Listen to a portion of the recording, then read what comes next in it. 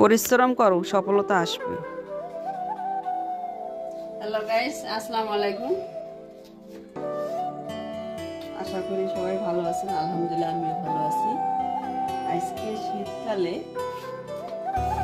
বাসায় নিয়ে এসেছি যে ভুড়ি। ভুড়ি তো কম বেশি সবাই আপনারা চিনেন, তবে এই জিনিসটা যে আগে কালো ছিল, এটা গরম পানি দিয়ে একেবারে এভাবে ছিলে যে পরিষ্কার করা হয়েছে। আবার এটা চিকনটাও ছিলাম। এখন এটা সুন্দর করে পরিষ্কার করতে হবে, সুন্দর করে পরিষ্কার করতে হবে, আবার লবণ দিতে হবে, অনেকে চুন দেয়, দিয়ে সুন্দর করে পরিষ্কার করে এটা গরম পানি দিয়ে ধুয়ে তারপর কাটতে হবে। কিন্তু এটা খাইতে টেস্ট আছে, অনেকেই পছন্দ করে, কিন্তু এটার পরিশ্রমও অনেক। তো সবাই ভালো থাকবে।